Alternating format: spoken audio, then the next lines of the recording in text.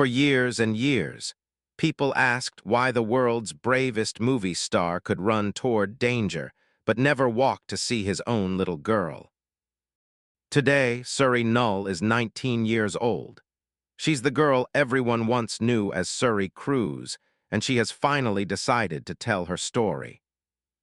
She isn't telling it in big interviews or on TV talk shows. She's telling it by how she chooses to live her life, far, far away from her dad's famous shadow. And the secret she is sharing is heavy, sadder, and much more hurtful than anyone thought it would be. This is the real truth she has kept all by herself for more than 10 years. When Suri looks back at her life, she can point to every bad moment starting at a time she was way too young to understand what was happening. She was born on April 18, 2006, at a hospital called St. John's Health Center in Santa Monica. It was a birth that was not just about happiness, but about being very quiet. Her mom, Katie Holmes, followed the rules of Scientology called silent birth, which meant she couldn't make any sounds of pain. And while this was happening, men in dark suits stood in the room, watching everything and making sure of the rules she didn't get to choose. Her dad, Tom Cruise, said this was showing great love and belief, but her mom, Katie, later said it was about just trying to get through it. And for Suri, this became the very first memory she wished she didn't have. Her start in life was shaped by rules she would spend her whole childhood trying to escape from. When Suri was very little, she lived inside a world that was made to look perfect and amazing on the outside. There were red carpets, photos in fancy magazines, big private houses, and teams of bodyguards. It looked like a very happy Hollywood family. But behind the closed doors, little problems were already starting to show. Katie's parents were very worried about the way people were influencing their daughter and granddaughter more and more. Friends noticed that Katie almost never went out by herself. She was always with people from Scientology who moved like silent shadows, watching her every move as if she was always being secretly spied on. But Suri didn't know anything about those grown-up worries. What she knew were footsteps in the hall, fun movie nights with her parents, strong arms picking her up, and a father who seemed larger than any superhero. But when she turned 6 years old, the footsteps suddenly stopped. The big house became quiet, and the man who once held her hand while walking in New York disappeared from her everyday life. June 2012 was the year everything was flipped upside down. Her mother asked for a divorce just a few days before Tom Cruise's 50th birthday. It was one of the fastest and most surprising breakups in Hollywood history. To the rest of the world, it looked like just another famous couple splitting up. But to a 6-year-old girl, it felt like losing half of her entire world without any warning at all. And yet Suri didn't scream or cry out. She just went quiet. Because kids don't need fancy words to understand that someone they truly love is gone. In the months after asking for the divorce, everyone thought Katie Holmes had made a very brave, quick decision. But the real truth, the truth that Suri only understood many years later, was that Katie had been planning her escape with the careful detail of a soldier. Behind the shiny smile she gave for magazine pictures, she was living in constant fear. She changed her phone numbers again and again. She avoided certain areas in their house because she truly thought they were listening to her. She fired and hired new people who worked for them because she thought some were telling secrets back to the Church of Scientology. And every single night, she held her daughter a little extra tight, terrified that one small mistake would mean losing her daughter. Katie picked New York City as the place to fight because she knew the laws there would help a parent trying to keep their child safe and stable. She filed all the legal papers while Tom was in Iceland filming his movie, Oblivion, making sure he wouldn't see it coming at all. He didn't. He found out about the divorce the same way everyone else did, by reading the big, screaming headlines. And for a man who had spent many years controlling everything people thought about him, this was a punch that hurt him very deeply. Later court papers showed the one single thing Katie fought for more than anything else: the right to raise Suri without the rules of Scientology. People who had left the church said that Katie was afraid that as Suri got older, she could be forced into the church's very strict program called Sea Org, a place Katie believed no child should ever be made to go. To stop that future from happening, she was ready to give up her job, her friends, her own safety, and every bit of private life she had left. By July 2012, just 11 days after she asked for the divorce, it was all finished. Tom agreed to pay about $400,000 every year to help with Suri, plus he would pay for her doctors and school. He also accepted that Katie would have full, complete care of Suri. Money was not what Katie really wanted. What she wanted was freedom. The very next day, she and Suri left Los Angeles like silent ghosts, slipping into a new life in New York City with only a few bags and the big hope that distance could save them. And for Suri, that sudden move felt like waking up in a world where her father was everywhere on screens, on big posters, and in newspapers, but he was not in the chair right next to her. For most kids, memories of their dad come from stories before bed, weekend trips to the park, and showing up at school events. But for Suri, the memories she held onto were fading, blurry pictures from before she turned 6. That was the last time she truly felt like she had a whole, complete family. After moving to New York, her life became a quiet, steady schedule that was all about her mother's promise to protect her.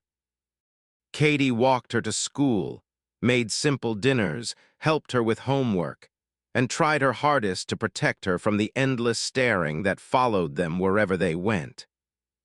But there was one thing she couldn't protect her from: the quiet. As the years passed, Suri watched her father not like a daughter, but like someone watching from far away. She saw him hanging off huge buildings, speeding through action scenes, doing dangerous stunts no other actor would try. Every time she walked into a bookstore or past a movie theater, his face was right there. He was everywhere except in her life. And that empty space carried a weight that got heavier and heavier with every single birthday that went by without a message, without a phone call, without any sign that he still remembered the child he once called a miracle. When she turned 10, the questions in her heart started to hurt more. "Where is Dad?" slowly changed to "Why doesn't he ever come?" She tried to make herself feel better by thinking maybe he was just busy, too busy saving the world in the movies to show up in her real world. But even a young girl eventually figures out the difference between a busy to-do list and a real choice he was making. In her early teen years, she watched her friends getting picked up by their fathers after school plays or soccer practice.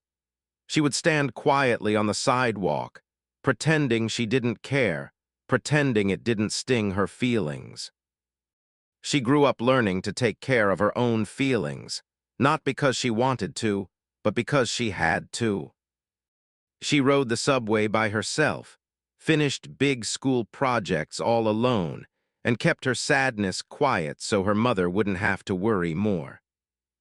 Meanwhile, news reporters kept guessing about the story. Stories in 2013 claimed Tom had only seen Suri one single time after the divorce. After that, there were no confirmed visits, no pictures, nothing. To the world, it was a big Hollywood mystery story. To Surrey, it was just her life. A life shaped by a father who felt more like a thing people talked about than someone she actually remembered well. And yet, even in that sad, empty space, she never learned how to hate him. Children don't hate, they just hurt inside. By the time Surrey turned 14 in 2020, she was old enough to start looking for answers on her own. She had grown up quietly hearing small parts of conversations that grown-ups tried to keep hidden from her. Whispers about Scientology, about who got to keep her, about rules, about things they couldn't do, and the word control said with a serious feeling she never forgot. For many years, she didn't understand any of it. But when the whole world closed down during the pandemic and she finally had time alone with her own thoughts, she started searching for the truth that no one had ever properly explained. She read interviews, watched documentaries, and read stories from people who had left Scientology. And even though she didn't know the full, deep story, she suddenly saw herself in the lines, not as someone they talked about directly, but as the victim of a system she never chose to be a part of. People who left the church had often said they were told not to stay close to people who were not members of the organization. Some even said that family ties could be cut off completely if a family member left or refused to join. Surrey was just a kid, not a danger, but she understood what outside meant. It meant distance. It meant staying apart. It meant a father who could not, or maybe would not, cross a line set by something much bigger than his love for her. And that sudden understanding broke something inside her heart. She didn't grow up hating Tom Cruise. She grew up waiting for him, waiting for a birthday message, waiting for a visit, waiting for a moment when he would choose her over everything else. But the older she got, the more she realized she had been standing in a doorway for 12 long years, hoping for footsteps she would never hear again. When she was 15, she walked into the kitchen one morning and saw her mother quietly wiping her eyes after reading a news story about Tom's latest big movie premiere. Surrey didn't ask her any questions. She didn't need to. The sad truth between them was heavy, unspoken, and felt by both of them. Katie had carried the sadness of her daughter's abandonment for many years all by herself. Even so, Katie never said anything bad about Tom. She never used mean words to try to shield Surrey from the truth. Instead, she believed one thing very deeply. Some truths hurt too much to give to a child before they are ready. And by the time Surrey was 16, she was finally ready. Not for the media's truth, but for her own personal truth. Turning 18 in April 2024 was not just a birthday for Surrey. It was a huge turning point. It was the moment the law finally said she was someone who could make her own decisions, speak her own truth, and decide who she was without needing permission from anyone, especially the man whose famous last name she had carried her whole life. In the weeks before her birthday, she worked hard on her college application stories, pouring out years of silence into sentences that even made the college board gasp. She wrote, "Sometimes we don't grow up with love. We grow up with the empty space that love leaves behind." It was the very first time she had ever said, even just for herself, how she had felt since she was 6 years old. She didn't write her father's name. She didn't have to. The entire world knew who she was talking about. And yet, for the first time, the story belonged to her, and not to the loud newspaper headlines. While other teenagers celebrated their 18th birthdays with big parties, Surrey spent hers staring at herself in the mirror, seeing a young woman who had spent half her life grieving for someone who was still very much alive. She finally understood that she no longer needed to wait for a phone call that never came, a hug that never arrived, or an explanation that would never be offered. That was the day she made a quiet, very powerful choice. She would no longer carry the heavy weight of being Tom Cruise's daughter. On May 17, 2024, she signed the papers to change her name to Suri Noel Holmes, choosing her mother's middle name as a thank you to the woman who had carried her through a storm all by herself. She didn't cry, she thought she would. Instead, she felt relief. The kind of good feeling that comes when a person finally stops holding onto a thin string that has only caused them pain. The world quickly noticed her name change. It showed up in her high school graduation pamphlet. It showed up on the list of actors for her performance in the Addams Family musical. And later, it showed up on her acceptance letters for Carnegie Mellon University, where she decided to study fashion design. People called it an act of fighting back, but it wasn't. It was an act of becoming free. The kind of freedom a girl finds only after making it through 12 years of silence. By the time Suri started her first year at Carnegie Mellon University in the fall of 2024, she had already finished the big change she had been working toward for years. She was no longer the child whose every tiny step was photographed. No longer the girl the world felt sorry for because she grew up without her dad. And no longer the symbol of a marriage that Hollywood thought would last forever. She was simply a young woman studying fashion, riding the public subways in Pittsburgh and New York like everyone else, and finally living a life untouched by the heavy pressure of her last name. Katie visited her often, helping her move into her college room, carrying boxes with tired but grateful hands, smiling the smile of a mother who knew she had done the impossible thing.